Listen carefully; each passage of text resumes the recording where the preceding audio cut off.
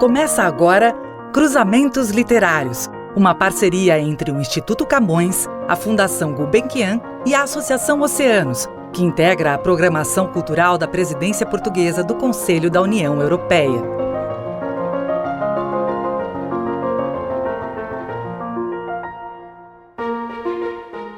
Olá, eu sou Manuel da Costa Pinto, jornalista e um dos curadores do Cruzamentos Literários, série de podcasts nos quais conversamos com escritores de língua portuguesa para saber como pensam o mundo, a literatura e, em especial, o universo do nosso idioma.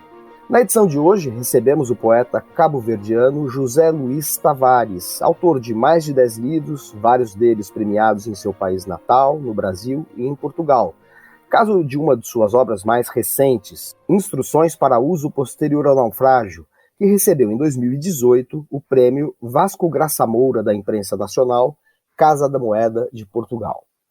Nascido em 1967 na ilha de Santiago, em Cabo Verde, José Luís Tavares passou a viver em 1988 em Portugal, onde estudou literatura na Universidade Nova de Lisboa, com bolsa concedida pela Fundação Calouste Gulbenkian. Estreou na literatura em 2004 com o livro de poemas Paraíso Apagado por um Trovão. Seguiram-se, entre outros, Agreste Matéria Mundo, Lisbon Blues e Polaroides de Distintos Naufrágios, em que a força reflexiva se conjuga com uma meditação sobre o discurso poético. Discurso poético que enuncia tanto as aspirações metafísicas quanto a sua impossibilidade, resultando num lirismo paradoxal que nasce da erosão do próprio lirismo e traz ressonâncias tanto de poetas cabo-verdianos quanto do português Eugênio Andrade ou do brasileiro João Cabral de Melo Neto. Esse corpo a corpo do poeta com o idioma português e suas mais diferentes tradições, clássicas e modernas, inclui ainda um trânsito linguístico. Como tradutor, José Luís Tavares já verteu Camões e Fernando Pessoa para a língua cabo-verdiana. Antes de dar início à nossa conversa com José Luís Tavares, vamos entrar na esfera de sua poesia pela voz do também poeta Ricardo Aleixo, que ao longo deste podcast lerá poemas de nosso entrevistado. Incipit, poema de abertura da série A Vida Nunca Vem a Jeito da Rima, Erlebnis und Dichtung, do livro Instruções para Uso Posterior ao Naufrágio. Perdoa, musa, esta disposição de não pingar a plenos pulmões o que se ganhou a enxurrada recrudescida, ao aluvião de tantos dias. Por mim, digo-te, musa, perdi a conta aos descalabros, erodida a estação donde a promessa desembestava, inominada, a porfiar entre a franca cegueira e a galhofa dos deuses de partida. Apraz-me agora esse rio preto, o tombo sem cerimônia, que é o voo que calhou ao homem depois do extravio caminho da eternidade. Tudo somado, um legado de poeiras que se surpreende a inflar-se de gorjeios, desbordando pelas ranhuras por onde se engasga o dom. A indevida enxertia cedo quebra em ramos amarelecidos. Mas não sei, musa, se abraço o cadáver trânsfuga ou adiro à livre circulação do susto. José Luís Tavares, muito obrigado pela presença aqui no Cruzamentos Literários. Obrigado, eu. Eu queria começar fazendo uma pergunta em relação à língua. Como é a sua relação com a língua portuguesa, ou mais especificamente, como é que você navegou e navega entre o português e o cabo-verdiano? A minha relação com a língua, portanto, no caso, com as línguas, é uma espécie de heteronímia ou desdobramento, não é? Tenho uma língua natural, que é o cabo-verdiano ou crioulo de Cabo Verde, e que, no entanto, não é a minha língua literária, não é? Quando eu estou escrevendo em português, parece que eu tenho que entrar numa espécie de outra-idade, numa espécie de desdobramento, portanto, para me sentir natural nessa outra língua que é o português, como deve saber ou não deve saber, o crioulo, o português é a língua oficial, eu costumo dizer oficializada de Cabo Verde, e o crioulo, a língua cabo-verdiana, é a nossa língua natural, e a língua nacional, a língua de comunicação do dia a dia, que, no entanto, não está padronizada, não é ensinada nas escolas, o que é uma grande falha das autoridades do meu país. Ainda o ano passado, traduzi para o crioulo de Cabo Verde a Declaração Universal dos Direitos Linguísticos adotada pela Unesco, para mostrar às autoridades do meu país em como estamos falhando com a gente, sobretudo com as crianças daquele país. E, de certa forma, há algum recuo do português em Cabo Verde, devido precisamente que as pessoas não têm a competência formal nas duas línguas. Existe aquilo que nós chamamos a interferência linguística, quer do português no crioulo, porque os cabo-verdianos não dominam o sistema, portanto, explícito da língua, dominam implicitamente, porque todo o ser humano domina uma língua natural, e também há a interferência do cabo-verdiano no português, porque as pessoas estão habituadas, portanto, a pensar no dia a dia em cabo-verdiano, e depois, de repente, quando se vem numa situação em que tem que usar o português, então dá-se uma espécie de perversão, portanto, que é de um lado para o outro e recíproco. E que impacto teve isso no seu trabalho como poeta? Quando você pensou em ser poeta, você já pensou em ser poeta em língua portuguesa ou pensou também em cabo-verdiano? Eu nunca imaginei escrever em cabo-verdiano, dado que não tinha nenhuma competência formal em língua cabo-verdiana. Tinha competência natural, obviamente, que é a língua que eu aprendi naturalmente, e até também porque me faltava uma base literária. O cabo-verdiano é uma língua semiágrafa, com um curto percurso de escrita, e a escrita que existe é de base, sobretudo, popular, de forma que eu costumo dizer que a minha língua materna, literariamente falando, é o português. Hoje já escrevo em língua cabo-verdiana, não com a competência que faço em português, porque, como é natural, portanto, não tive um percurso de leituras, de aprendizagem, de interiorização de formas clássicas ou canónicas. Daí eu ter, portanto, hoje fazer muito trabalho de tradução para ver se a minha língua materna, o crioulo de Cabo Verde, passe a ter instrumentos canónicos literários que permita que daqui a 50 ou 100 anos venhamos a ter uma literatura efetivamente de qualidade em língua cabo-verdiana. Já que mencionou este trabalho com as traduções, que autores traduziu para o cabo-verdiano? Traduzi, portanto, Camões, porque eu costumo dizer que o meu signo é Camões, eu nasci a 10 de junho, não é? No dia de Camões. Traduzi Fernando Pessoa, sobretudo o heterónimo Álvaro de Campos. Traduzi, portanto, também a Odisseia, mas não do grego, comparando as várias traduções nas línguas modernas que eu domino. Sei um bocadinho de grego, mas não dá para traduzir. Inclusive existem boas traduções em português, quer de Portugal, quer do Brasil, que é a tradução do Frederico Lourenço, não é? Muito gabada, mas também é uma tradução brasileira que eu já não me lembro de quem, da editora LPM, se não me engano, não é? Uma tradução bastante boa.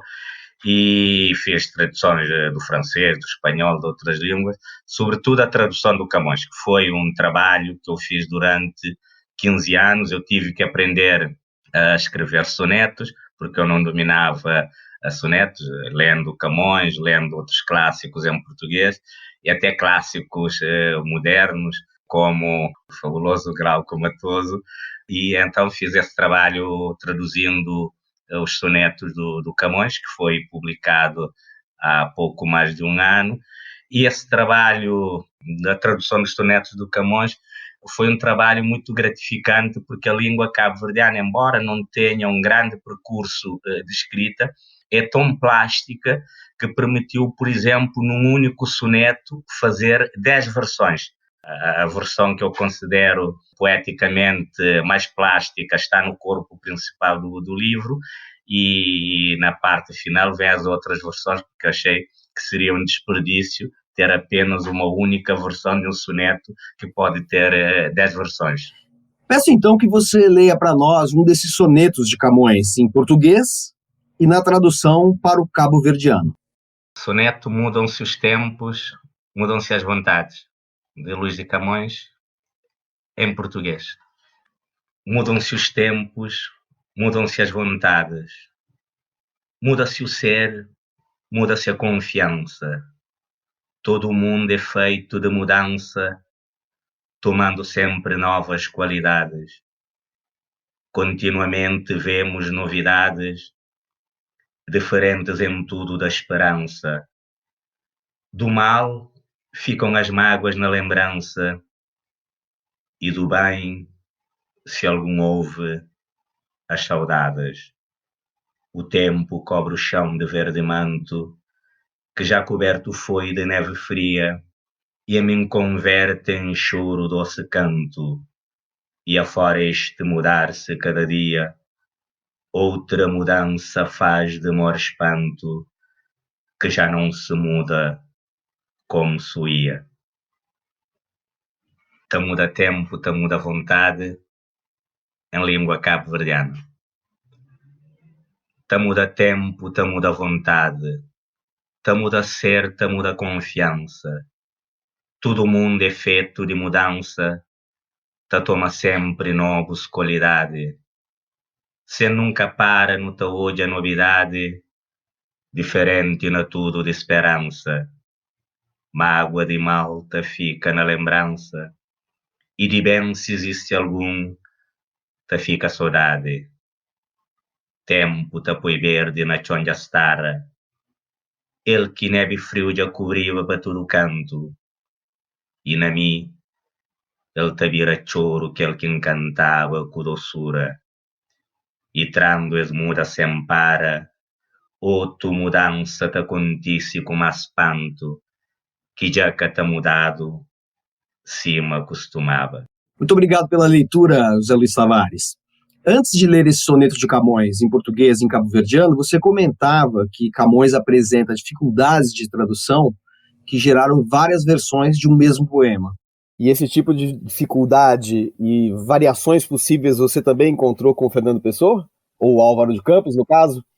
Não, Fernando Pessoa foi outro tipo de trabalho. Como não é um autor que use a métrica e a rima, no Fernando Pessoa são sobretudo as volubilidades, digamos assim, as voltas do pensamento, os oxímoros, que às vezes é um bocado difícil encontrar equivalência, pronto, porque há alguma coisa que se perde, mas também muita coisa que se ganha. Acho que, sobretudo, a Ode Marítima, por exemplo, é um fabuloso poema para se ouvir na minha língua materna cabo-verdiana, porque ganha um ritmo que já tem no original, mas que em língua cabo-verdiana parece que ainda sobressai um pouco mais esse aspecto. Perfeito, e você escolheu dois autores em que a presença do mar é muito forte, né? O Camões, evidentemente, por conta dos Lusíadas, e o Fernando Pessoa, de quem você escolheu justamente a Ode Marítima do Álvaro de Campos, né? É uma escolha que eu acho que também tem a ver com a condição insular de Cabo Verde, ou me engano? Quando os escolhi, não tinha pensado nisso. Aliás, eu devo ser um ilhão insular muito estranho, porque o mar aparece muito pouco na minha poesia. Eu falo mais da terra, sou mais um poeta da terra, dos elementos terrestres, do que propriamente do mar, embora eu tenha nascido em frente ao mar, tenha vivido o mar, sempre o horizonte ali, e não tenho aquele sentido do mar, da ilha, como fechamento. E o mar para mim era abertura, estava ali em frente, o horizonte que se projetava ali em frente, portanto era-me dado pelo mar. Talvez também fosse uma reação inconsciente, porque era um tema muito presente em toda a literatura cabo-verdiana, e de uma forma inconsciente talvez eu quisesse cortar com esse caminho, com esse tema, na poesia cabo-verdiana. Não sei se terei conseguido ou não, mas é uma coisa que se nota. Um ilhéu que praticamente não fala do mar, mas fala muito dos pescadores, da vivência familiar, das paisagens litorâneas, sem o mar, portanto, o mar está lá sempre subentendido, até como elemento também cósmico, não é? Não só apenas o mar físico, mas o mar do pensamento está ali, mas não o mar físico naquele sentido que tomou sempre na literatura cabo-verdiana como a porta da evasão, da saída do nosso pequeno mundo. Falando em evasão e saída deste mundo, você estreou literariamente quando já estava em Portugal. Você se mudou para Portugal, salvo engano meu, 1988, né? É isso, não é? Sim, 1988, sim. E a sua estreia literária se dá em 2004 com o livro de poemas Paraíso Apagado por um Trovão, quando você já morava em Lisboa. Essa mudança para Portugal foi determinante na sua criação literária, até pelo fato de você ter estudado na Universidade Nova de Lisboa, estudado literatura. Como é que se formou a sua literatura, a sua poética? Já havia uma expectativa e uma intenção de escrever previamente? Quando começou esse projeto de se tornar poeta? E por que este projeto se realiza ou começa a se realizar já em Lisboa? Bom, o primeiro livro é de 2003, finais de dezembro de 2003, embora tenha sido lançado em 2004. Eu, antes de vir para Portugal para estudar na universidade, porque nós, nessa altura, não tínhamos nenhuma universidade em Cabo Verde, já escrevia poesia. Na verdade, fundei uma folha literária quando eu estava no liceu, não sei como é que vocês chamam isso aqui no Brasil, é ginásio, não é? Nós falamos escola, Ok, pronto. Fundei uma folha literária com um conjunto de companheiros que foram mais ajuizados do que eu, seguiram outras vias. Eu persisti na via da literatura e costumo dizer que a minha vinda para Portugal foi, literariamente falando, o meu caminho de Damasco. Eu, quando cheguei a Portugal, já tinha 3 livros prontos para publicação. Inclusive, já estava um livro na gráfica em Cabo Verde para sair. E quando chego para o curso de literatura, começo a ter acesso a mais autores, sobretudo autores de outras línguas traduzidas para o português ou lidos no original. E então aí começo a ter, confrontando com os meus contemporâneos portugueses, colegas da faculdade, que nessa altura publicavam num suplemento que havia num grande jornal de Portugal, que era o DN Jovem, um suplemento do Diário de Notícias. Então comecei a ter uma maior exigência no sentido de trabalhar o texto, estar ao nível daquilo também que fazia a gente da minha idade na faculdade. Fui publicando durante os primeiros 3 anos da minha estadia em Portugal e depois parei. Passei esses anos todos a escrever sistematicamente até que surgiu a oportunidade de eu publicar o livro em 2003.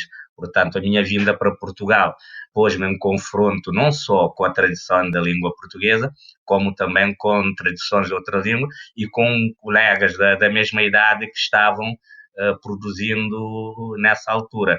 E isto fez com que o nível de exigência aumentasse muito e estou grato a esta possibilidade que eu tive de vir estudar para Portugal, a possibilidade que me foi dada pela Fundação de Calouste Gulbenkian, que me concedeu uma bolsa para vir estudar. Eu gostaria ainda de enveredar um pouco por essa relação que você teve com diferentes tradições literárias, que são também tradições poéticas. Eu queria saber o que pesa mais dentro da sua poesia como referência, ou até mesmo influência, numa certa medida. Assim, a poesia cabo-verdiana, o modernismo cabo-verdiano, que surge, se você me corrija se eu estiver enganado, com a revista Claridade, nos anos 30, ou se o modernismo português, ou eventualmente o brasileiro, que me parece muito presente na sua obra, sobretudo um autor que você cita explicitamente, que é João Cabral de Melo Neto, mas também, se não me engano, há menções a Manuel Bandeira, a outros autores. Mas me parece que você tem um espectro poético bastante amplo, que inclui autores cabo-verdianos, portugueses e também brasileiros, né? Queria saber como você se relaciona com essas tradições para chegar a uma dicção, uma voz poética que, no entanto, é muito, muito singular, né? Muito pessoal, assim. Todo poeta tem referências e influências, mas nem todos conseguem criar uma voz própria, e eu acho que isso é seu caso e faz a sua obra tão admirável. Queria que você falasse um pouquinho, por favor, José Luiz Tavares, sobre esta relação com as diferentes tradições, especialmente cabo-verdiana, lusitana e brasileira. Efetivamente, o modernismo cabo-verdiano, portanto, que nasce com a revista Claridade, portanto, está certo quanto a esse aspecto, tenta cortar com a tradição literária especificamente portuguesa. Então, vai buscar o modelo, sobretudo por causa de alguma afinidade também da situação, quer geoclimática, quer social, das grandes secas, das fomes, da imigração, como há, por exemplo, que é a questão dos retirantes no Brasil, no Nordeste. Então vão buscar os modelos, por exemplo, o grande romance modernista cabo-verdiano, Chiquinho, de Baltazar Lopes, vai tomar como modelo o Menino do Engenho. E na poesia temos o Jorge Barbosa dialogar com Manuel Bandeira e outros autores da mesma data. E eu, quando começo a escrever, efetivamente, confronto-me com essa, digamos assim, com esse modelo brasileiro, que eu vou estudar também, mas numa outra perspectiva. Por exemplo, a minha forma de relacionar com João Cabral de Melo Neto é sobretudo na técnica, mais do que nos motivos. Se os motivos, no meu primeiro livro, Paraíso Apagado por um Trovão, aparece efetivamente esse motivo mais cabo-verdiano, que pode ser também equiparado a algum motivo nordestino, eu penso que, ficando ainda pelo Brasil, eu sou mais drummondiano, se quisermos assim, na minha mundividência do que o Cabral. O Cabral, que era um grande poeta, mas há uma coisa que eu chamo aquela monocultura do Nordeste, às vezes cansa, não é? Então, eu tematicamente, digamos, que eu sou mais drummondiano na minha mundividência. Mas aquela especificidade da técnica cabralina, portanto, foi muito importante para mim durante um tempo de experimentação. Li o Gregório de Matos, o Manuel Bandeira, o João Cabral de Melo Neto, mas quando eu andei a aprender os sonetos, li muito o Glauco Matoso, com que me deparei quando estava a fazer seminários de poéticas pós-concretistas com o grande poeta português Alberto Pimenta, autor do magnífico e celebrado Silêncio dos Poetas e do discurso sobre o filho da puta. Então, portanto, esse meu relacionamento vai por aí e depois, claro, estando eu em Portugal, confronto-me com toda a tradição que vem desde os poetas trovadorescos, passa pelos clássicos e na modernidade, e Pessoa, que eu li muito, mas tentei passar um bocadinho ao lado, porque quem se fixa em Pessoa pode ser a morte certa, não é? Quer dizer, nós não podemos olhar para uma esfinge como o Pessoa e sobrevivermos a esse olhar.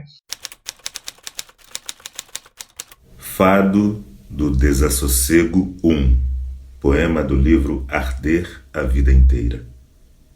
Se me perguntam da vida o quantum, e sinceramente não sei, que só a raiz mais desmedida revosa em mim serenamente.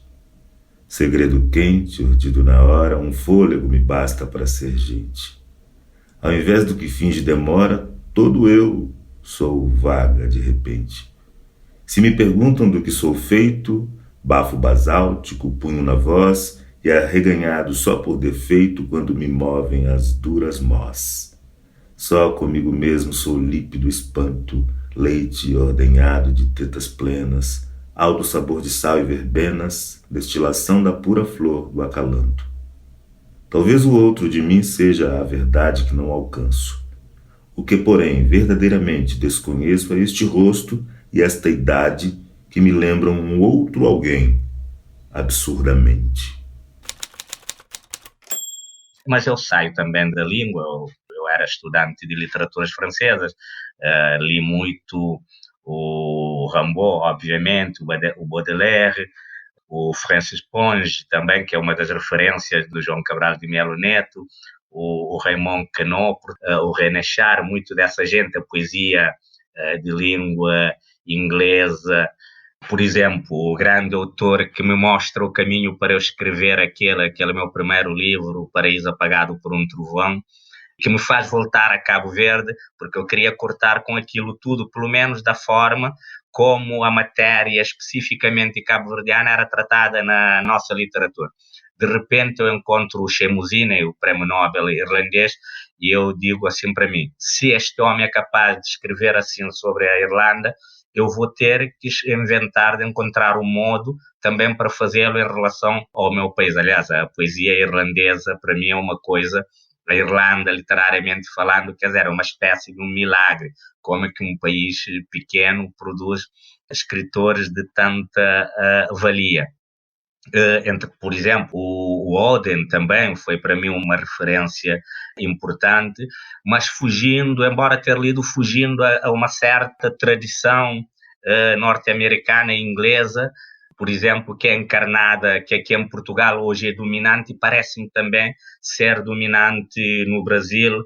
Eu chamo-os, não quero usar, são filhos de Larkin, mas eu utilizo um termo mais pejorativo. Então essa corrente em Portugal tornou-se praticamente dominante, que foi introduzida nos primeiros anos da década de 70 por Joaquim Manuel Magalhães, António Franco Alexandre, e que hoje é praticamente a paisagem dominante na poesia em Portugal. Então a minha poesia, embora tenha, portanto, incorporado alguma dessa tradição, procura, portanto, outras fontes, outros caminhos.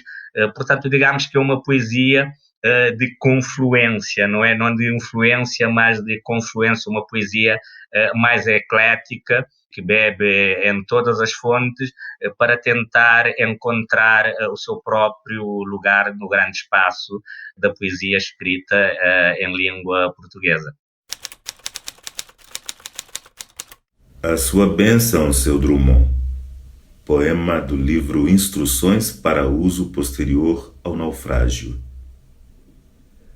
A você, seu Drummond, eu peço, me dê sua mão. Caminho de poeta não é manso chão. É ir em aflita navegação sem descanso, léguas de caatinga e mato cerrado, tudo a pé palmilhado. Chegado à meta, há que refazer a caminhada ao contrário, à procura de todo o erro, todo o defeito. Terrestre bicho do lodo não busca os altos céus onde repousa o ser, mas entre véus de fuligem luta com as palavras. Se lhe fogem, ladinas, não há raiva ou desgosto, tudo é maravilhada peleja, suor no rosto. Feita a cesura, abraço forte. Mas tu que lavras sob o cerúmen do sol posto, não temas a treva, sua alta canga, que a quem é cego, o Deus o leva. Eu diria, de um ponto de vista brasileiro, já que aqui no Cruzamentos Literários temos sempre um entrevistador e um escritor de diferentes países, e isso é interessante porque coloca em perspectivas diferentes o olhar sobre a literatura, eu diria, deste ponto de vista brasileiro, quando você diz que está mais para Drummond do que Cabral, a quem, no entanto, você admira muito e que você menciona diversas vezes em seus poemas, eu acho que há uma coisa muito interessante, e esta é uma leitura particularmente minha e de um ponto de vista de um jornalista e crítico brasileiro, eu acho que você manifesta, principalmente nos seus últimos 2 livros, sobretudo o uso posterior ao naufrágio, mas também no Arder a Vida Inteira, você fala sempre de uma certa aspiração à metafísica, uma certa propensão à abertura dos limites através da poesia e, ao mesmo tempo, um movimento que solapa, corrói essas pretensões, nos reconduzindo à nossa condição material, objetiva, miserável. E eu acho que esse contraste entre vamos dizer, o sublime e o pedestre, que você utiliza com muita ironia, é uma característica, pelo menos de alguns dos poemas que eu li dos seus últimos livros. Quando você trata, por exemplo, você fala da lenga-lenga do inexorável, é justamente o contraste entre essa busca do inefável, do inexorável, do fatal e ao mesmo tempo sublime, e a maneira como isso se tornou desgastada pela poesia, por um certo lugar comum da poesia que aspira ao sublime, mas também pela nossa condição, que é uma condição portuguesa, cabo-verdiana, brasileira, essa nossa falta de alcance ou perspectiva em termos civilizatórios, em termos filosófico-metafísicos. Então eu acho que a sua poesia tem uma força que permito-me aqui avançar um pouco nessa interpretação, que é justamente enunciar esta busca de alguma coisa de uma ordem quase cósmica, cosmológica, mas ao mesmo tempo mostrando aquilo que impede a realização disso em razão dos motivos objetivos. E aí eu vejo muito uma confluência de Drummond, essa aspiração cósmica do Drummond, e a redução ao cotidiano, que está no Drummond, mas também está na forma, naquela faca só lâmina do João Cabral, né, que reduz tudo a uma lâmina afiada da realidade pontiaguda. Eu acho muito interessante esse contraste que está presente na sua poesia e que corresponde um pouco ao par Drummond-Cabral na literatura brasileira, mas que, pelo que você mesmo disse, contém uma paleta de cores muito maior, porque você tem referências na literatura portuguesa, cabo-verdiana, irlandesa, francesa, enfim, isso é notável.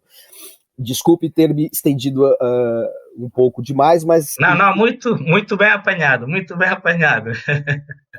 José Luiz Tavares, eu vou fazer agora, eu vou voltar um pouco para a questão de Cabo Verde, mudar um pouquinho só o registro, porque você falou maravilhosamente bem da sua poesia, assim, eu acho que aqui a gente tem que fazer um jogo entre falar da obra e falar um pouco da visão de mundo e da história pessoal.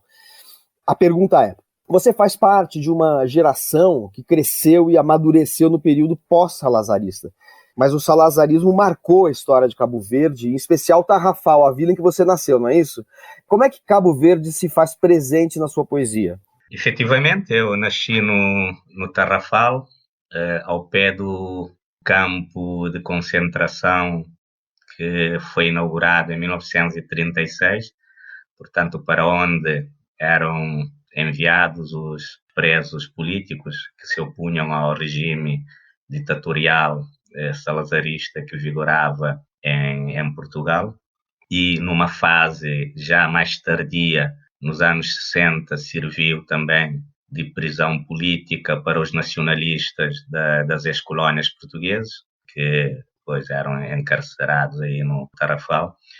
No meu primeiro livro, essa sombra do campo de concentração do Tarrafal é muito, muito presente, não de uma maneira óbvia, mas em referências que estão lá metidas pelo livro, não só de um ponto de vista político, que mais tarde, na altura, eu não tinha idade para interiorizar esses pontos de vista, mas de um ponto de vista pessoal da minha infância, porque eu vivi e brinquei muito ao redor daquele campo, inclusive há uma situação muito particular que tem a ver com a minha poesia e que está intimamente ligada ao campo de concentração de Tarrafal, que na altura já era um quartel militar, porque foi depois da independência, foi um dicionário, o grande dicionário Aurélio, que eu encontrei ali jogando no chão pelas bandas do Tarrafal. Portanto, para uma criança que gostava de ler, diga-se que ali não havia nenhuma biblioteca, a minha casa, a minha gente sabia ler, o meu avô e o meu pai, ao nível da quarta classe, mas a minha mãe era analfabeta, só havia livros religiosos, a Bíblia, e não havia mais nada. Então, o meu primeiro grande livro, e continua a ser uma das referências literárias mais importantes para mim, foi o Grande Aurélio. Esse, para além do lado prático que era nós apostávamos quem conhecia mais palavras difíceis. Eles tinham os dicionários pequeninos, eu tinha o grande Aurélio. Portanto, aquilo, na minha infância e adolescência, ajudou-me a ganhar dinheiro na escola. Eu, como não tinha nada que ler, a minha leitura era o dicionário. Então, conhecia e conheço palavras que dificilmente gente da minha idade conheça. E uso estas palavras naturalmente na minha poesia. Não há nenhum sentido preciosista, não vou ao dicionário buscar uma palavra muito difícil que ninguém conheça, não. É um léxico, um vocabulário que está incorporado na minha pessoa e que sai naturalmente, e que se as pessoas não conhecerem também não faz mal, porque na minha poesia casa-se quer esse alto vocabulário com um vocabulário, digamos assim, mais terreno, mais chungo. Falando na situação, portanto, do tempo salazarista, portanto, não é uma coisa que eu conheça muito de vivência, porque eu, quando se dá a independência de Cabo Verde, eu tinha 8 anos de idade. Portanto, eu faço já a escola, a minha formação escolar, no período da independência. Eu sou o primeiro grupo de cabo-verdianos que vai para a escola no país já independente, estudando pelos manuais do país independente. Portanto, Salazino, para mim, portanto, é a memória do campo de concentração e aquilo que vim a saber mais tarde, e pela história, pelo estudo da história, ou até também pela vivência de outras pessoas que estiveram presas, encarceradas naquele campo. Eu tenho a impressão que boa parte dos nossos ouvintes não tem conhecimento de que houve campos de concentração em Cabo Verde, né? Porque esse nome, para nós, eu acho que para a maior parte das pessoas, está associado ao nazismo. E, no entanto, ali havia, então, campos. Eram campos de prisioneiros? Sim, prisioneiros políticos. Inclusive, se não estou em erro, os campos de concentração nazistas, como vocês dizem no Brasil, portanto, tiveram inspiração no campo de concentração de Tarrafal. Que influência nefasta esta, né? Você teve, portanto, uma experiência com relação ao Brasil já em Cabo Verde, através do grande dicionário Aurélio, e também, se eu não estiver enganado, você morou num bairro chamado Brasil, não é isso? Exatamente. Ou seja, você já estava em contato com o Brasil antes mesmo de conhecê-lo. Você teve a experiência, a vivência de estar no Brasil, quando já poeta? Já estive no Brasil muitas vezes, em vários sítios, Belém do Pará, Salvador da Bahia, Ceará, Brasília, Rio de Janeiro, enfim, uma data de lugares. Eu, há bocado, ainda apanhei uma parte da sua questão com referência ao morar no bairro do Brasil. Provavelmente o nome tenha vindo porque era um bairro de pescadores, de gente humilde, um bairro muito turbulento, não é? Provavelmente o nome tenha vindo daí. Também me relacionei com o Brasil, porque o Centro Cultural do Brasil, quando eu comecei a escrever, nos meus tempos do liceu, o Centro Cultural do Brasil ficava a pouco mais de 5 minutos da casa onde eu morava. Portanto, eu tinha acesso a muita literatura brasileira, muita literatura traduzida também. Há bocado, quando falávamos das minhas referências, não chegámos a abordar, por exemplo, uma das minhas grandes referências e que foi um impacto fortíssimo na altura, foi ter tido acesso aos cantos do Ezra Pound, traduzido pelos irmãos Campos, uma tradução assim numa capa metalizada, não sei se conhece. Então foi o meu primeiro contacto com a obra do Ezra Pound e que permaneceu durante, pelo menos nos seus grandes fundamentos teóricos, como um modelo para a minha poesia, que eu costumo chamar a lírica meditativa ou poesia do pensamento, sem que isto aspire a um sublime ou aquilo que alguém escreveu em português, a uma metafísica sem vísceras, não é? A minha metafísica é a metafísica do humano, não é? Subir para poder descer, olhar lá do alto e voltar à terra novamente. Sarabanda do Início. Poema do livro Arder a Vida Inteira. Se dizem que a vida é uma coisa catita nos intervalos sombrios e haja quem o repita, possa o poema ser somente desde a pepita o ingrediente que não faça do viver só indício. Há um espólio de horas passadas em guarda porque tudo é suspeita desde o início, porque previamente se pensa em suplício, porquanto a fatalidade jamais nos larga. Objetar que a ilusão viva ou distraída a miúde encontra espaço para o vício, ou que a inocência sempre encontra a saída, não basta para proclamar que o enguiço se abate nas costas de um país distante, eventualmente a cabeça na água e os pés no fogo, ombro erguido para seres o que és, peregrino sem história, cadáver seguindo adiante. Na abafação fechada que é viver do pensar, que se nasce é para o gozo e para o martírio, para o improviso da fantasia à luz de um círio, e o resto é comer e recomer, foder e quilhar.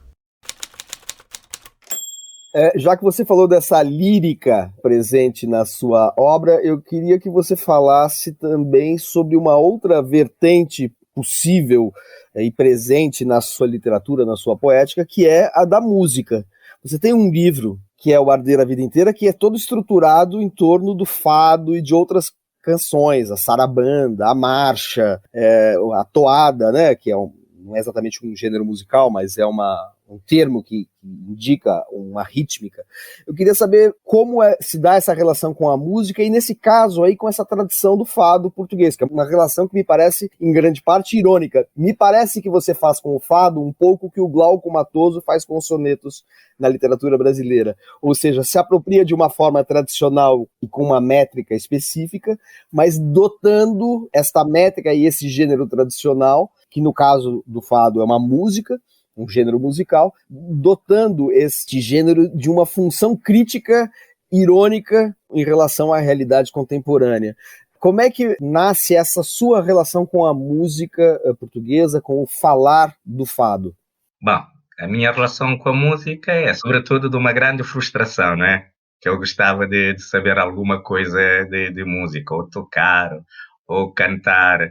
Não podendo, não tendo esse talento, tentei, através da poesia, a minha poesia, que alguns dizem que é muito musical, mas, quer dizer, não é musical daquele embaladinho, como diz o João Cabral de Neto, que faz o leitor adormecer. Não, é uma música, digamos assim, se estivermos a pensar assim em termos clássicos, digamos, por exemplo, a pensar no John Cage ou no Stockhausen, portanto, esta música um bocadinho mais áspera, mais agreste.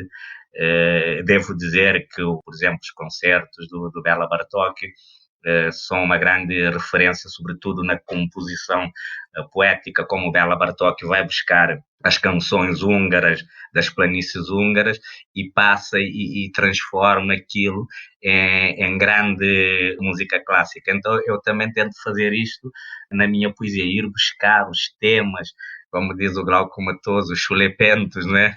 e dar uma outra vida a esses temas, digamos assim, um pouco menores.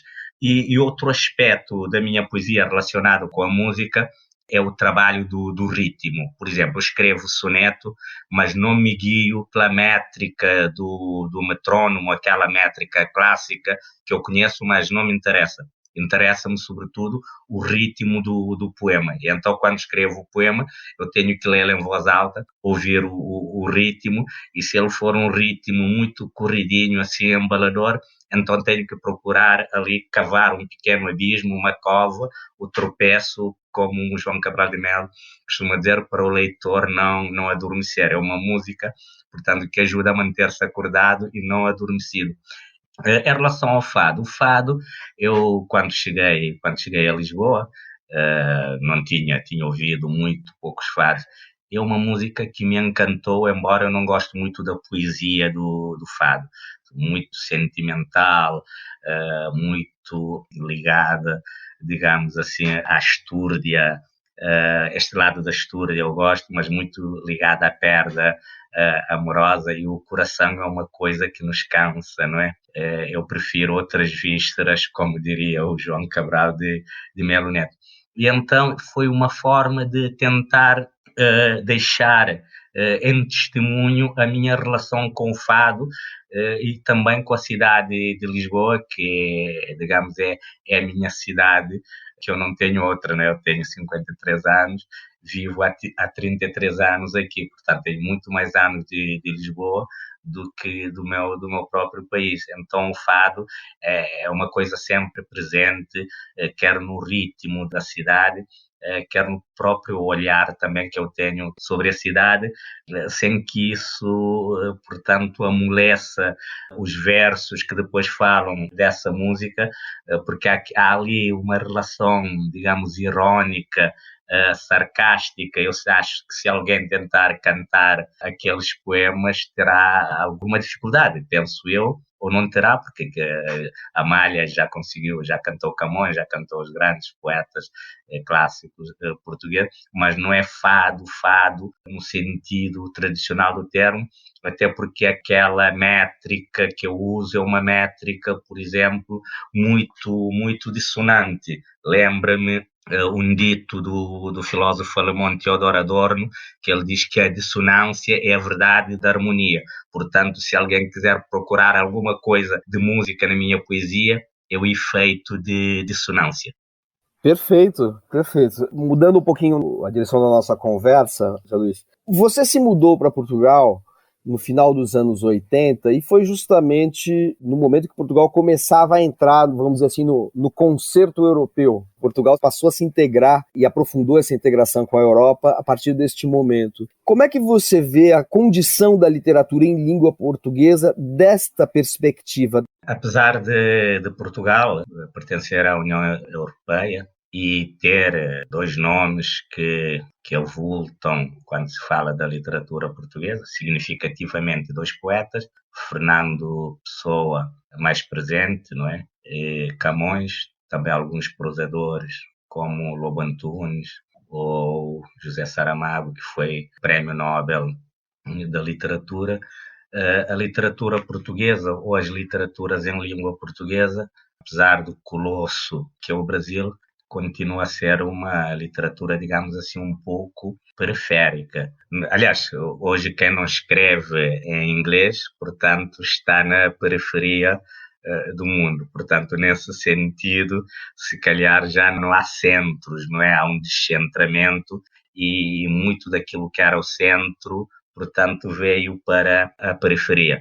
Em todo caso, acho que a literatura portuguesa tem, ou em língua portuguesa, prefiro falar das literaturas em língua portuguesa, tem estado a sair um pouco dessa condição periférica através dos programas de incentivo que há em Portugal, através do Instituto do Livro e das bibliotecas, um programa de incentivo que abrange também os autores africanos de língua portuguesa, inclusive tem uma linha de apoio específica para autores africanos e portugueses no Brasil.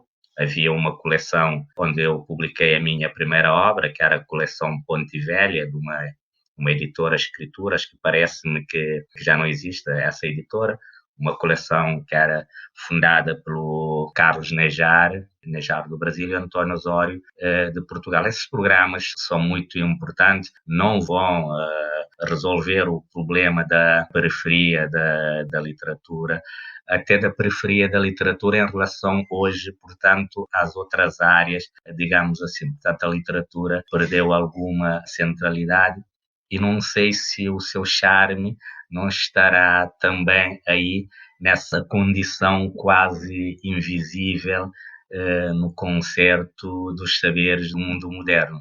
E, sobretudo, falando da poesia, eu costumo dizer que o poeta hoje é o único criador livre, porque ele, quando escreve, sabe que não tem mercado, não tem editora, não tem crítica, e isto dá-lhe uma liberdade que nenhum outro criador tem neste mundo contemporâneo.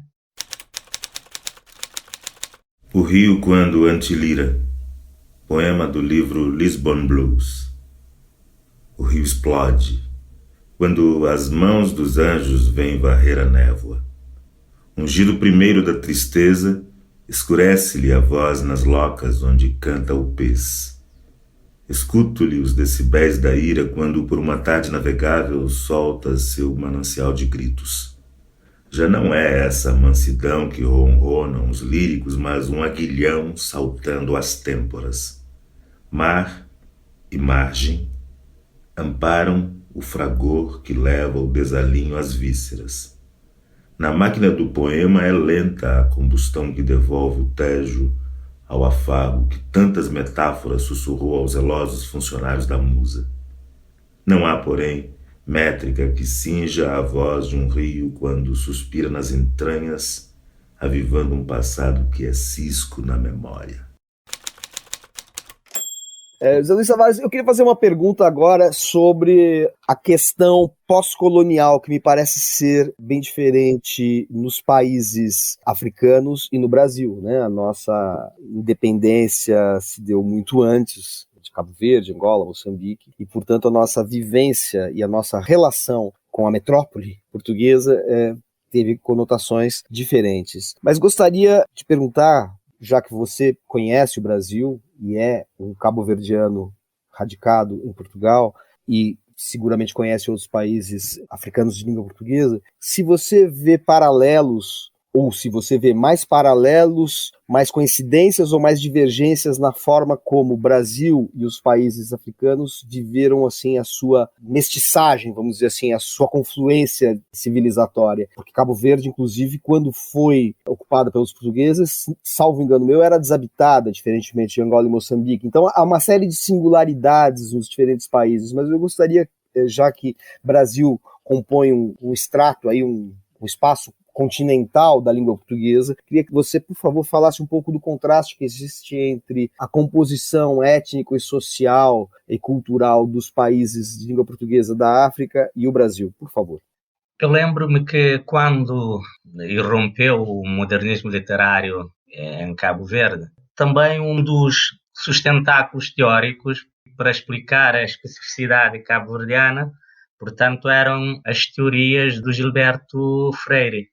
Portanto, o que passou por Cabo Verde acabou por desiludir a intelectualidade de lá com a teoria luso-tropicalista para explicar, de certa forma, um colonialismo mais benigno, mas não há colonialismo benigno, colonialismo.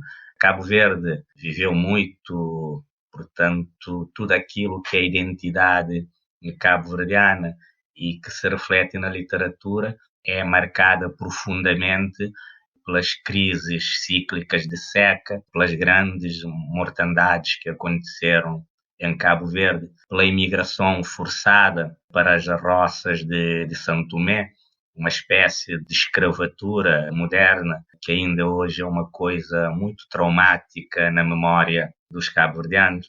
Diferentemente dos outros países, Cabo Verde, quando os portugueses chegaram, portanto, eram ilhas desabitadas, embora fossem já conhecidas, como naturalmente os fenícios já navegavam ali naquelas águas, mas pronto, a história começa efetivamente com a ocupação, o povoamento, como escala dos navios, portanto, que iam para o Oriente, para a Índia especificamente, salientar que Vasco da Gama, portanto, aportou na Cidade Velha, caminho da Índia, que Camões passou pela Cidade Velha na sua viagem para a Índia. Pois, quando se dá o processo de descolonização, passagem à independência, não foi tão traumático como no caso dos outros países africanos continentais, Guiné, Moçambique e Angola, porque não houve guerra física no território de Cabo Verde, embora os desmandos e o abandono, portanto, justificassem toda e qualquer forma de resposta a esse colonialismo que alguns tentam fazer crer que era benévolo, mas não há subjugação de povos, portanto, que seja benévola. Inclusive, a língua cabo-verdiana era proibida. Portanto, a força da língua é tal que não conseguiram manetá-la ou matá-la, mas a língua cabo-verdiana era, portanto, imposta porque era a língua natural dos cabo-verdianos. E como é que isto se reflete na nossa literatura?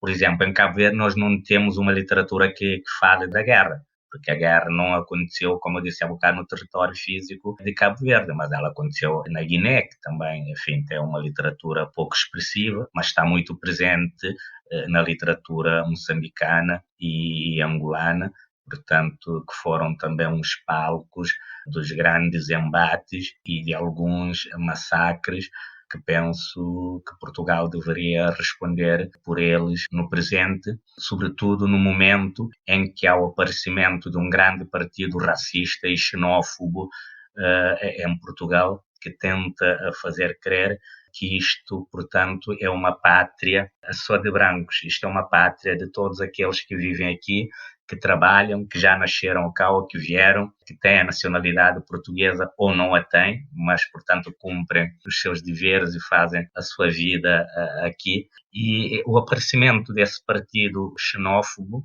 não é um fenómeno surpreendente para quem vive a cor da sua pele todos os dias. Provavelmente para alguns que achavam que em Portugal não havia hipótese de aparecer um partido desta natureza, inclusive um cientista político há 2 anos dizia que em Portugal não haveria condições para que aparecessem movimentos assim.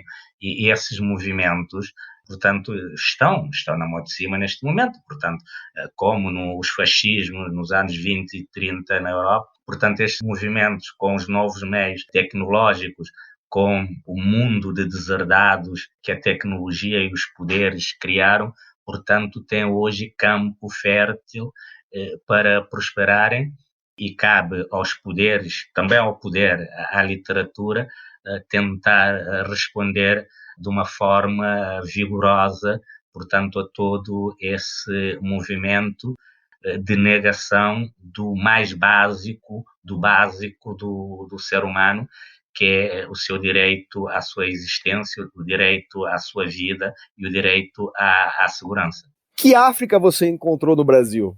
Uma África mítica. Eu, quando falo com brasileiros com sangue africano ou negros, eles têm uma imagem mítica de África. Não sei se é para a própria segurança das suas crenças e convicções. Inclusive nós, os cabo-verdianos, quando estamos no Brasil, alguns brasileiros acham que nós somos uma espécie de traidores à raça, não é?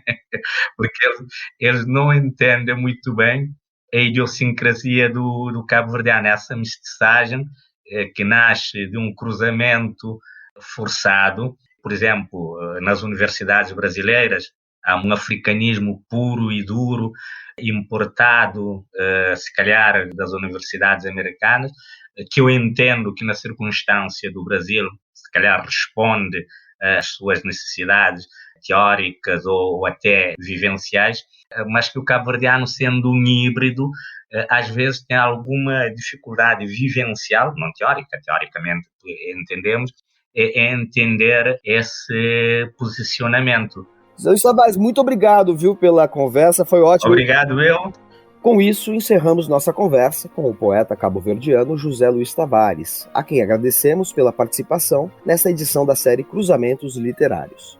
Também agradecemos ao poeta mineiro Ricardo Aleixo pelas leituras e, sobretudo, agradecemos a sua atenção. Fica aqui o convite para que acompanhem as próximas edições dos Cruzamentos Literários. Até breve. Cruzamentos Literários, uma parceria entre o Instituto Camões, a Fundação Gulbenkian e a Associação Oceanos, que integra a programação cultural da Presidência Portuguesa do Conselho da União Europeia.